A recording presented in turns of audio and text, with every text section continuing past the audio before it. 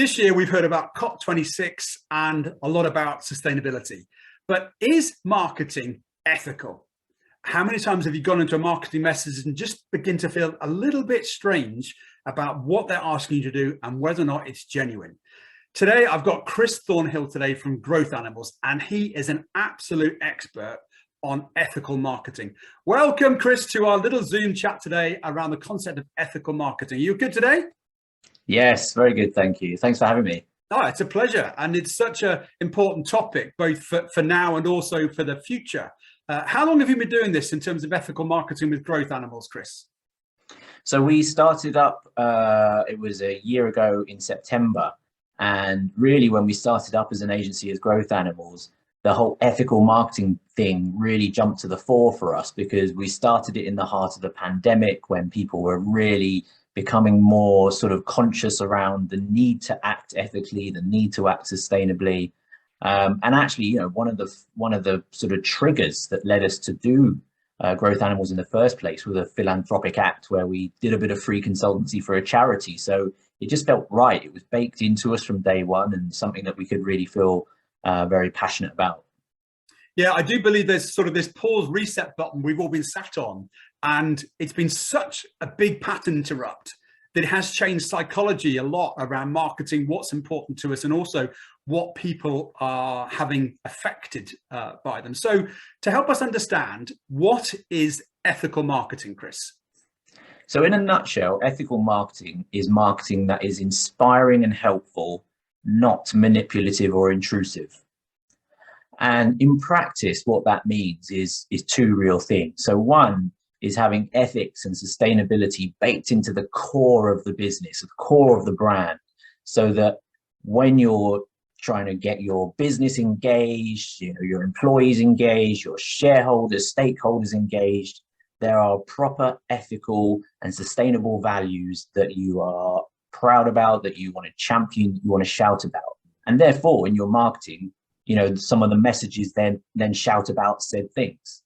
The other side of it is tactics. So we'll all be familiar with tactics from businesses that just feel a little bit shady.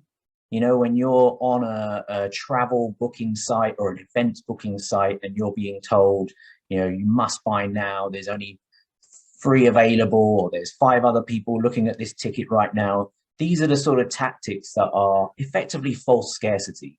You know, scarcity is fine when you genuinely only have 2 of an item left, but it can't be that they're scarce every single day of the year, which is what it seems with a lot of these travel sites.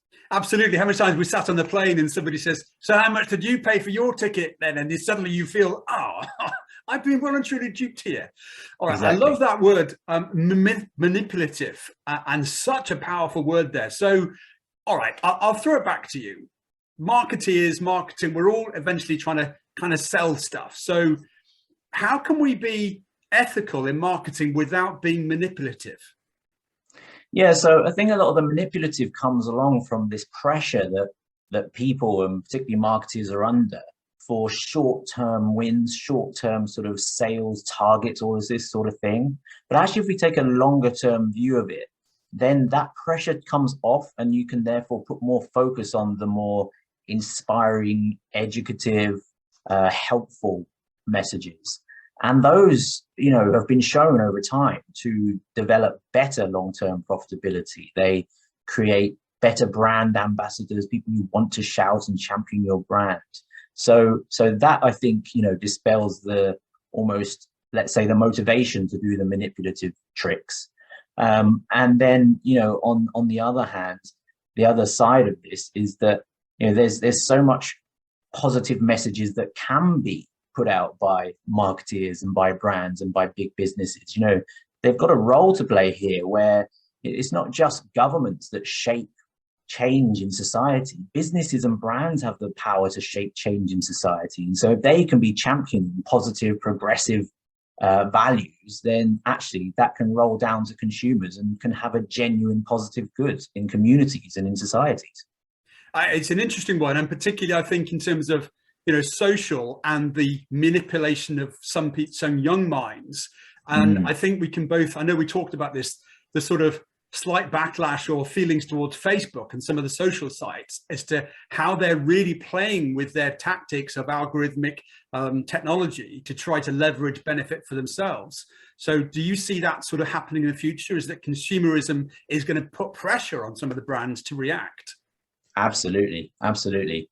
You know, we're seeing a lot at the moment, I think, with you know, what you've just talked about, that manipulation from social media giants. It's taken a while for people to cotton on to that.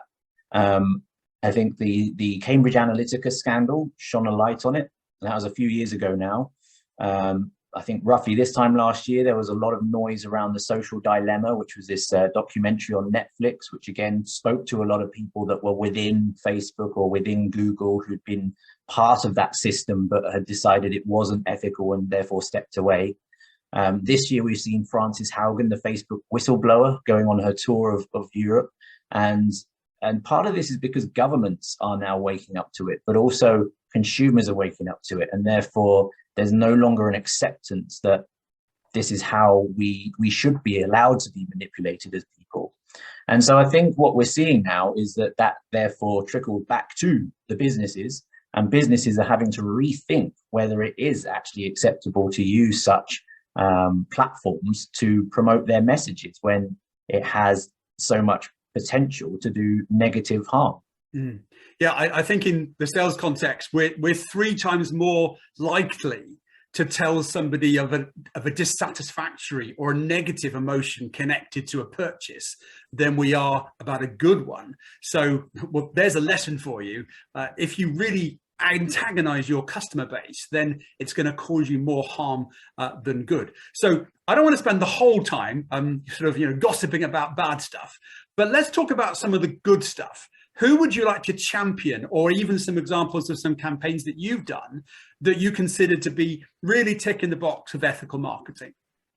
Yeah, so my favorite at the moment, I would have to say, is Lush, the cosmetics company, because they've always been very good anyway. They've had some really strong values at the core of their brand. And for the last few years now, they've had some lovely initiatives whereby consumers of Lush have been incentivized to recycle the plastic packaging that their products come in. You know, they've had schemes whereby if you send back 5 pots of their packaging, then you'll get free face mask or coupons off your next purchase, all these sorts of things. So just try and encourage that better behavior, both from them, but also from the consumers. And they've also now taken a stand on the subject we just discussed. You know, they announced last week, I think, or the week before, that they're stepping away entirely from social media, which is a bold move because they have over 10 million followers on that platform. And so while it is still ultimately just one channel of a bigger marketing mix for a brand as big as them, you know, it's still a lot of potential short-term commercial loss from stepping away from that channel, because the truth is they will be making sales through that channel as well. It's not just about an awareness driver, but they've taken the long-term view to say, actually, it's unacceptable for a brand like us that we could be peddling our messages on platforms that have a negative effect on people's mental health. And so therefore we're taking the long-term view and fully stepping away from it, which, you know, I very much applaud. Well, that's a great sense of perspective they got there, and they're also perhaps playing a long game there. And by the way, if it is Christmas time and you're just searching for the present, maybe a gift pack from Lush is a good thing to get somebody. Okay, some phrases that we've talked about: greenwashing and woke washing. Just help me unstrip some of that language then, in terms of what that means and why we're talking about that.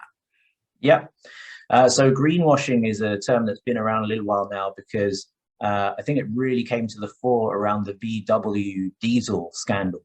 So it was a classic example of a brand that put out plenty of messages to say that they did clean diesel, but what very quickly emerged was that they very much did not have clean diesel, and that they were actually covering it up. So that was your sort of real worst case scenario of greenwashing. But I think the version that we're also quite familiar with is a lot of the big fuel companies, for example, the Shells, the BPs, etc. They do invest in green initiatives, which is great, but the reality is that it's often a very small share of their overall investment, and they're still investing vastly bigger sums, bigger multiples behind fossil fuels extraction. And so it's a classic example where they talk the green game, but in reality, what they're doing is very different. Okay. And then woke washing is the other one. I haven't heard this before, and I think you asked me to use the term with my kids. I'm feeling really woke today. I have to confess I haven't done that yet, but help us understand what woke washing is then. Of course, yeah. So woke is a term that's used as a negative by the right-wing media and as a positive often by the left-wing media. But in its simplest form, I guess it's to say progressive. So it would be person or business that is very sort of progressive around things like LGBTI views, diversity, environment, again, sort of covering a wider sort of spectrum of progressive views. And the classic example of woke washing would be, you know, there was when Black Lives Matter came to the fore, when the George Floyd incident took place, and a lot of people were getting behind it for the first time and doing things like putting a black tile on their social media. That was often referred to as woke washing, because a lot of the times it was brands or businesses that were jumping on this bandwagon, putting a tile on their social media, when in reality they had absolutely no diversity on their boards or even in their wider workplaces. Okay, so we have to really scratch below the veneer and find out how the real DNA of the business is working to find whether or not they're truly ethical marketeers and an ethical brand. Yes. Okay, exactly. so let's just say you're in a board meeting and you know, they bring you in as the sort of the ethical marketing campaign manager, and then, you know, the board sits there and goes, you know, Chris, we're really not interested in this ethic. We just want to make money, but we just want to look good. How do you help them bridge the gap between perception and reality? I guess the two things really, you know, if faced with someone like that with such entrenched, very, let's say, simplistic views, you try to persuade them of the benefits of thinking wider. So, you know, the first thing is your consumers don't think like you. You know, for the vast majority of the time, the consumers are thinking far more progressively than the people in the boardroom.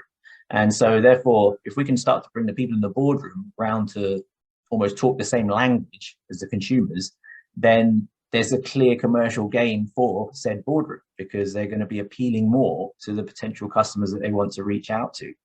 And then the other thing is that kind of long-term view that we talked about before, you know, that puts the business in far better stead than thinking purely from a short-term profit point of view. You know, that kind of triple bottom line approach of thinking about people, planet, and profit together rather than just profit in that short-term sort of approach. I love that. So it's not all about EBITDA anymore. It's also about people and planet that together creates a good profit outcome for basically humanity as a whole. Yes, exactly that. Okay. And I understand you in particular are advocates of B1G1, and you've got some great outputs that you really live and breathe in your own business. Tell us about B1G1 and how we can get involved in things like that, Chris. Yeah, so the nice thing is that there's loads of fantastic brands and initiatives like B1G1 out there right now. So if you're a small business, a big business, and you're thinking, wow, this all sounds really overwhelming, I don't know where to start, there are really simple initiatives out there. So B1G1 is a classic one where they have thousands of projects across the world. And the idea is that you can go onto their website, you can find a project that appeals to you, and you can link it to your commercial wins. So the idea is that you're always thinking, you know, when you have a commercial win that's going to gain you profit, there's a positive impact that does a wider good to the general world or community or local community or whatever you want to do. So the example for us is that when we win a new client, we give a week's worth of free nutritious meals to underprivileged families in the UK.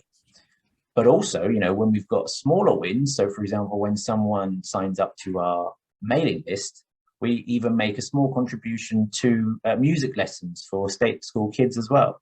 So it means that whenever we have any sort of win, whether it's small or big, we always have these nice positive impacts that are paired with them. Yeah.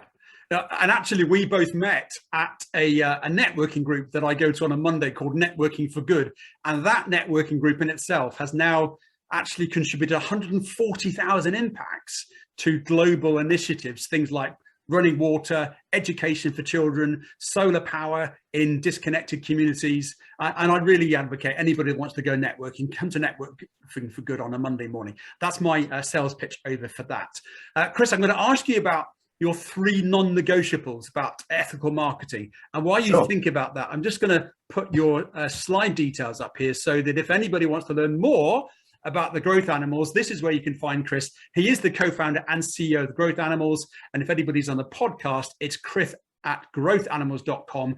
URL is the same, growthanimals.com. And you can find him on LinkedIn, which is Christopher Thornhill. And we both had a laugh about being called Christopher when we were both being admonished as children or in the boardroom. So, Christopher, what are your 3 non-negotiables when it comes to ethical marketing that you just really annoys you when you see people doing something that's not congruent with the value of ethical marketing? Well, the first one is the bigger one of just don't do harm. There's certain times when you just think, oh my goodness, what are the messages you're putting out there? They're not positive in this world, so don't do that. There's a lot of I'm pleased to say there's quite a lot of marketing agencies, ad agencies, and so forth that are positioning themselves in this kind of very sustainable space nowadays. I think that's the right way to go. But a lot of them also are quite militant in saying, there's certain industries we won't work with. We're only going to work with the good guys. Whereas actually, we come from an angle of, if you've got the intent and you want to improve, we want to help you do that. So as long as people are not doing blatant harm, that's got to be number one. The second one is the tactics. I think often the problem with marketing, or the negative perception marketing has, is that people end up doing tactics just because they've always done them that way, or they feel like everyone else does it that way. That kind of false scarcity example I mentioned before. I'm sure that a lot of the travel brands and events brands do it because all of their competitors do it and therefore feel like they have to. But actually, if they're willing to just take a step back and think about, is this entirely ethical? Is there a better way? Is there a more inspiring way of putting our message across? Then that's great. I think that's really important. And the third one is to think about the values behind the brand. We want to work with brands that want to make positive improvements, want to sort of improve society. So even if you can't think that you're doing anything brilliant right now, just having the intent to do something positive and make a positive change, and therefore bring that out in your marketing, that's brilliant. That's what we're after. Okay, so harm, tactics, and values. And looking forward to 2022, where do you think the pulse of ethical marketing is going? What are going to be the big initiatives or strategies or things that, as a community of business owners, we should be thinking about trying to inspire others to take seriously for 2022 and onwards? I think one of the big areas that's going to continue to rumble on is environment as a very specific area. There's real positive momentum in that way. I think, a year ago, 2 years ago, it was the sort of the buzzword, or the area that brands would jump on because they knew it was the sort of sexy area to try and attach their brand to. But what I think we're seeing now is that very quickly, being a sustainable brand is going to vastly become a hygiene factor rather than a competitive advantage. So if you're not making strides to make sure that you're reducing your carbon footprint, that you're even looking at the suppliers you use, the products you use, etc., that will come back to bite you fairly quickly. Yeah, and it's about then having that sort of forensic insight to say, this isn't just something that's sort of on the wall as a kite mark, but actually we believe this in everything that we do, and therefore we're going to map the customer journey from the start to the finish, and then after that, to make sure that wherever anybody goes, we are living and actually experiencing that value, not because we want to win customers, but because it's what we believe in our hearts to be something that's really ethically true in our business. Exactly right. Exactly right. And Okay. I think that's why you see there's such a surge right now in businesses trying to become BCorp accredited, because they accept the fact that it's hugely important to their consumers, but it's also really important to the people who work for them. So therefore, it becomes this overall really motivating thing to get behind. Okay, and if anybody doesn't understand what E Corp is, what would that be, Chris? So BCorp, sorry, yeah, Or B BCorp Corp, sorry. is the for-profit accreditation, which is a sort of a symbol of being a business for good. So it started, I think, just about 10 years ago, and has very quickly accelerated to become the sort of accreditation for-profit companies. It's almost like the acknowledgement of the fact that whereas previously to do good, you had to be either a charity or a social enterprise, is the fact that now for-profit companies have this role in doing good and often want to do so. Okay. All right. Well, very good. I've really enjoyed the chat here. I've actually learned some things as well. Chris is Great. a really big pioneer of this subject. If you're sitting in a company and you just have a yearning to allow yourself to be more ethically minded, have a one-to-one with Chris. He has got some very good insights and some thoughts, and he's also doing some great work with his brands already.